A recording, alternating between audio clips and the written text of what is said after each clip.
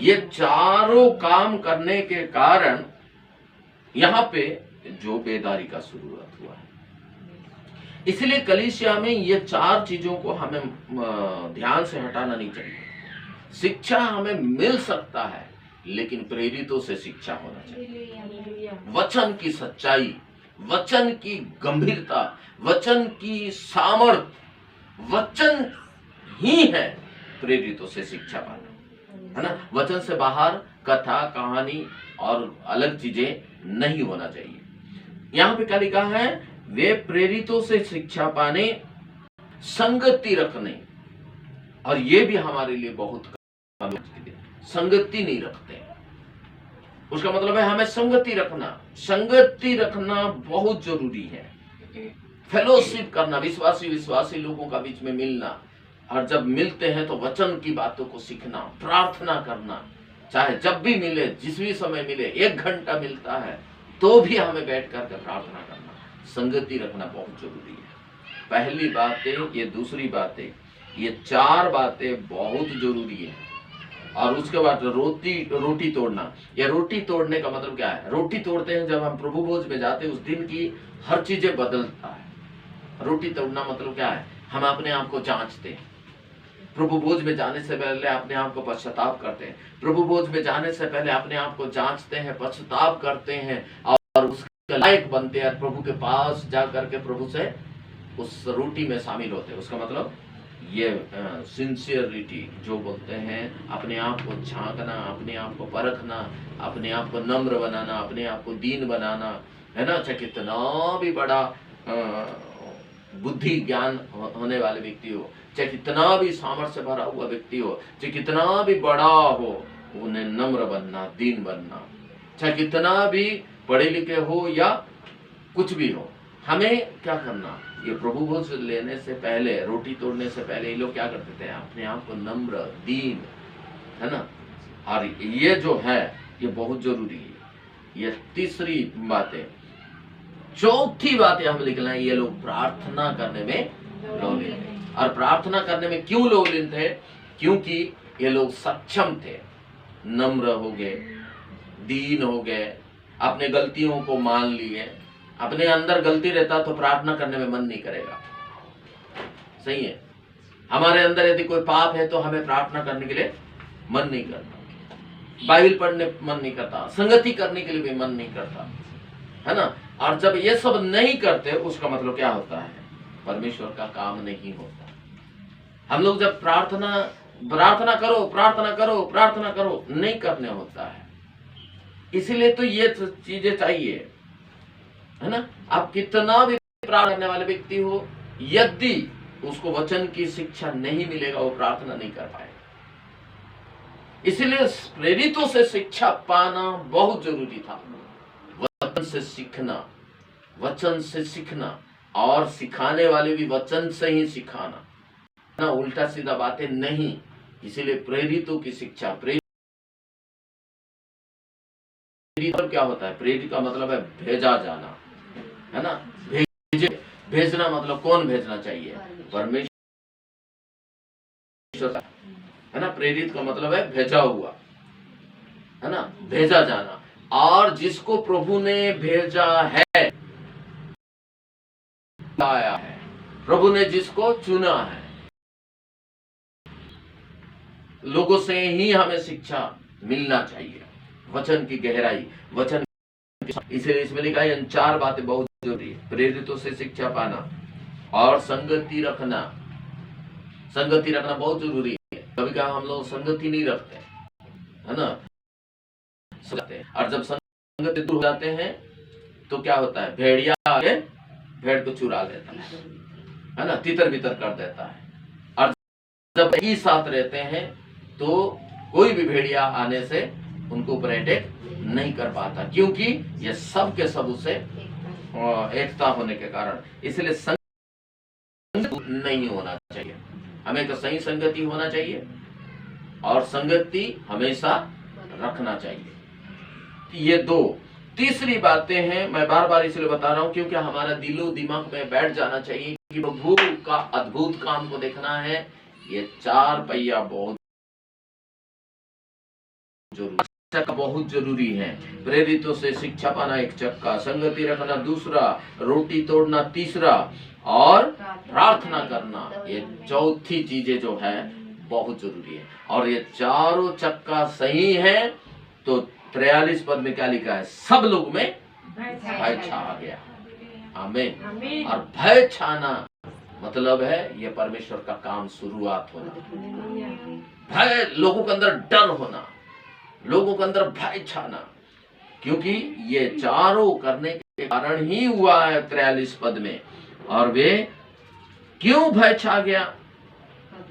क्योंकि अद्भुत काम और चिन्ह प्रेरितों के द्वारा प्रकट होने, है ना। और इसलिए हम जब भी प्रार्थना करते हैं ये बातें होना बहुत जरूरी है। जब भी हम प्रार्थना करते हैं ये चार चीजें होना जरूरी है। छोटा सा कलीसिया क्यों ना हो, 2-4 लोग ही क्यों ना हो, लेकिन हमें जब भी प्रार्थना करते हैं ये चार चीजें होना बहुत जरूरी है। याद रखना आप और दूसरों को भी सिखाना, ये एक शिष्य का कर्तव्य बनता है। नहीं रविवार को ही आकर के सीखे ऐसा नहीं, हम जब भी किसी को चाहे उसको भी इस बातों को हम सिखा सकते हैं। और वो सिखाने का समय ये बातें बहुत जरूरी है कि परमेश्वर का काम प्रकट होना है, विशेष करके हमारे देश में, हमारे लोगों में आज के दिन इसकी जरूरत है। और मैं तो सुबह से इस बातों को मुझे कि भाई प्रेरितों के द्वारा, है ना, अद्भुत और चिन्ह प्रकट होना चाहिए। हालेलुया। थोड़ी देर पहले हम लोगों का पास्टर लोगों का प्रेयर था, हम लोग सारे पास्टर 1 घंटा बैठ करके प्रार्थना किया। मुझे बहुत सारे पास्टर जाकर के बैठे और 1 घंटा तक हमने प्रार्थना की, है ना, और आत्मा में भर करके। ऐसा नहीं उसमें कोई लीड करने वाले नहीं, कोई बोलने वाले नहीं है, सब प्रार्थना में। और ये होना बहुत जरूरी है ना। सबके सब प्रार्थना, क्योंकि पास्टर लोग है सबके सब, कौन किसी को लीड करते रहेंगे, सब लोग गए घुटना में टेक करके 1 घंटा तक प्रार्थना किए। और ये बहुत जरूरी है। और जब प्रार्थना होगा लौलीन आत्मा से भर करके प्रार्थना करेंगे, तब इसमें क्या लिखा है? लोगों के अंदर अपने आप भय छा जाएगा, चिन्ह होना शुरू हो जाएगा, अद्भुत काम होना शुरू हो जाएगा। और जब अद्भुत काम होगा तब लोग जरूर प्रभु के पास भी आएंगे। तो इस यहाँ पे क्या लिखा है? 44 पद में लिखा है, और सब विश्वास करने वाले इकट्ठे रहते थे। आमीन। सब विश्वास करने वाले इधर उधर तितर बितर नहीं रहते थे। सब विश्वास करने वाले इकट्ठे होना, चाहे कहीं भी हो, चाहे परिस्थिति कुछ भी हो, सता हो या ना हो, लेकिन सारे विश्वासी लोगों को इकट्ठे होना बहुत जरूरी है। क्योंकि इसमें क्या लिखा है? और सब विश्वास करने वाले इकट्ठे थे। इकट्ठे होना बहुत जरूरी है ना। इधर उधर तितर बितर नहीं होना चाहिए। और परमेश्वर का वचन मिलेगा, पहले शताब्दी के कलीसिया यही करते थे। और उसमें और एक बात लिखा हुआ है, और उसके बाद क्या लिखा है उसका नीचे? सब इकट्ठे थे और उनकी सब वस्तुएं साझे में थी। हाँ, वे अपनी अपनी संपत्ति और सामान बेच बेच कर जैसी जिसकी आवश्यकता होती थी बांट दिया करते थे। मतलब कोई मेरा है करके उसको रखना नहीं चाहते थे, है ना। जिसको जिनके जैसा आवश्यक होती थी, जिसके पास है उनको वो बांट देते थे, बेच देते थे। भाई हमारे पास इतनी सारी चीजें हैं लेकिन कोई काम का नहीं है। यदि किसी के काम में आ जाए तो कितनी अच्छी बात। सब चीजें जो है ना अपना समझते हैं, सब लोग, है ना। यहाँ ये चीजें जो है ना सीखने की भी जरूरत है, समझने की भी जरूरत है। इसमें क्या लिखा है? अपनी अपनी संपत्ति और सामान बेच बेच कर, संपत्ति और सामान को भी बेच बेच कर जिसकी आवश्यक होती थी, जैसे आवश्यक होती थी बांट दिया करते थे। मतलब देखिए उनके अंदर ये तेरा, ये मेरा, वो उसका, ऐसा बातें नहीं था, है ना। सबके अंदर खुले दिल था, खुले दिल। आमीन, हालेलुया। ये होना बहुत जरूरी है, खुले दिल तो होना चाहिए, चाहे कोई भी चीज हो, है ना। उनकी बच्चे हमारे बच्चे, हमारे बच्चे उनकी बच्चे, उनके सामान हमारे सामान, हमारे सामान उनके सामान, है नहीं। है ना, भेदभाव नहीं, चाहे खेत हो, चाहे संपत्ति हो, चाहे कोई भी चीज क्यों ना, कितना अच्छा एक अंडरस्टैंडिंग है, सोच लीजिए, है ना, कितने अच्छे एक समझदार। इसीलिए जो परमेश्वर का अद्भुत काम होता था, है ना, वह बोले कि नहीं उनका है, अरे चाहने दो ना, मेरे को क्या करना है, ये बाइक किसका है, उनका है, अरे जहाँ पड़े रहे तो क्या करना है मेरे को, ये किसका है, वो किसका है, अरे भाई ये मेरा है, चाहे किसी का भी हो, मेरा है ना, ये हमारा है, वो फलाना भाई का है, लाओ यहाँ पे इकट्ठा करो, ले जाएंगे। मतलब सब चीजों को जो है ना अपनापन समझना है। यदि हम अपने वाच को अच्छे समझते मेरा है करके, तो वैसे दूसरे को वाच को भी मेरा ही समझना है, दूसरे का बच्चों को भी मैं अपना बच्चे समझना है, हमारे बच्चों को दूसरे समझना चाहिए हमारे बच्चे हैं। उसका मतलब एक अपना हर चीजों में हर एक व्यक्ति के अंदर होना जरूरी है। और उसके बाद क्या लिखा है, जिसकी जैसा जिसकी आवश्यक होती थी बांट दिया करते थे। और उसके बाद क्या लिखा है, वे प्रतिदिन एक मन होकर हाँ, मंदिर में इकट्ठे होते थे, हाँ, और घर घर रोटी तोड़ते हुए आनंद और मन की सिधाई से भोजन किया करते थे। वे प्रतिदिन एक मन हो करके मंदिर में इकट्ठे। हालेलुया। हालेलुया। क्या उसका मतलब ये लोग काम नहीं करते थे? करते थे, लेकिन जो काम करने का समय ये लोग काम करते थे। लेकिन प्रतिदिन इनका एक शायद हो सकता है एक निर्धारित समय था, हमने 12 बजे कर रहे हैं तो काम छोड़ करके कौन आएंगे, शायद हो सकता है शाम के समय होता होगा, है ना। और मुझे तो लगता है कि भाई कोई एक समय होना चाहिए कि काम से आने के बाद भी तैयार होकर के प्रार्थना में आ जाए। अब जैसा हम लोग 12 बजे शुरू कर दें, कौन आएंगे बताइए, है ना। आजकल धान की कटाई हो रहा है, कोई आएंगे नहीं आएंगे। तो हमें इस बातों को समझना चाहिए कि भाई कोई एक निर्धारित समय था होगा इनका, शाम के समय बहुत अच्छे समय हो, शायद हो सकता है ऐसे समय इन लोग इकट्ठे होते थे। और क्या करते थे, सब लोग इकट्ठा होना मतलब क्या है, शाम का एक समय होगा, है ना। मेरे समझ में ऐसा लग रहा है वे प्रतिदिन एक मंदिर में इकट्ठे होते थे। उसके बाद क्या है, घर घर तोड़ते और आनंद और मन की सिधाई से भोजन किया करते थे। हालेलुया, है ना। इन लोगों का सिचुएशन जो है ना हमें सीखना जरूरी है। पहले शताब्दी का कलीसिया का हर चीजों को हमें एडप्ट करना चाहिए, हमें अपनाना चाहिए, मुझे ऐसा लगता है ना। और भी परमेश्वर के अद्भुत काम को देखना है, ये चीजें जो है हमें अपनाना पड़ेगा। उसके बाद क्या लिखा है 47 पद में, और परमेश्वर की स्तुति करते और थे। परमेश्वर के मंदिर में ये लोग इकट्ठे होते थे, मन की सिधाई से भोजन क्या करते थे, परमेश्वर की स्तुति करते थे। हाँ, और सब लोग उनसे प्रसन्न और थे। सब लोग एक दूसरे से प्रसन्न थे, किसी के अंदर कोई मनमुटाव नहीं था, एक दूसरे से प्रसन्न थे, है ना। इसीलिए तो यह क्या करता था, कब प्रार्थना में जाएंगे ऐसा टाइप का लगता था, है ना। आपको पता है कभी कभी जो है ना कोई मनमुटाव रहने से कहाँ जाओगे ऐसी टाइप का लगता है, लेकिन खुले दिल के रहते हैं, है ना। अरे ऐसा लगता है कि कब पहुंचे, है ना। 10 बजे यदि प्रार्थना है तो 9 बजे पहुंच जाते लोग। क्यों? क्योंकि उसमें एक क्या बोलते हैं उसको, एक दूसरे को प्रसन्न थे,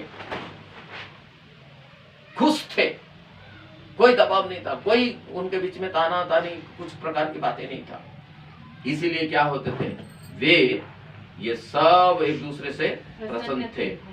तब जाकर के उसमें लिखा हुआ है आखिरी पद में, और जो उद्धार पाते थे, और जो उद्धार पाते थे उनको प्रभु प्रतिदिन उनमें मिला देता था। प्रतिदिन उद्धार पाते थे, प्रतिदिन उसमें मिलते थे।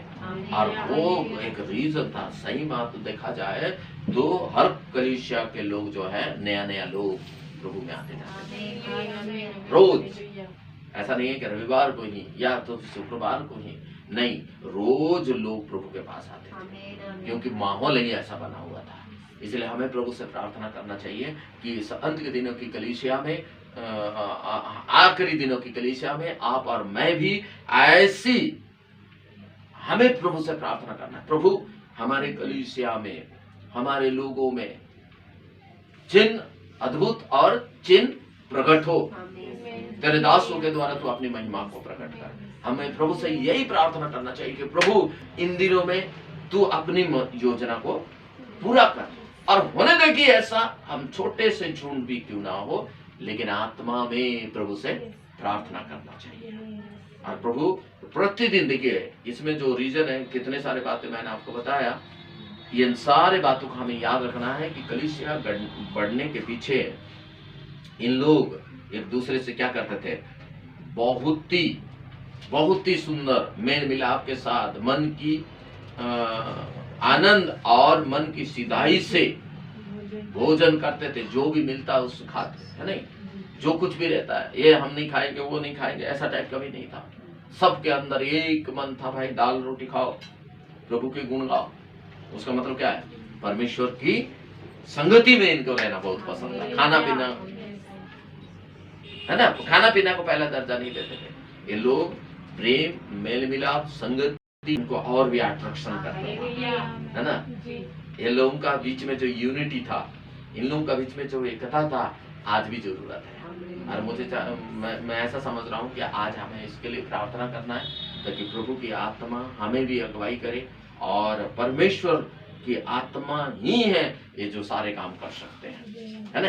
इसलिए हम लोग जो इकट्ठे होते हैं, प्रार्थना करें परमेश्वर की आत्मा और भी हमें सद्बुद्धि दे, समझ दे। ये अलगाव टाइप का विचार, अलगाव टाइप का मन, अलगाव टाइप का जो भी प्लानिंग हमारे अंदर आता है, उसको हटा देना चाहिए, है नहीं। इस यहाँ की चीजों को हमें अपनाना चाहिए। क्या रोज रोज ऐसा नहीं, देखो रोज रोज ये लोग रोज प्रतिदिन ये लोग प्रार्थना करते थे, इसीलिए प्रतिदिन कलीसिया बढ़ा। प्रतिदिन ये लोग संगति करते थे, इसलिए प्रतिदिन कलीसिया बढ़ा।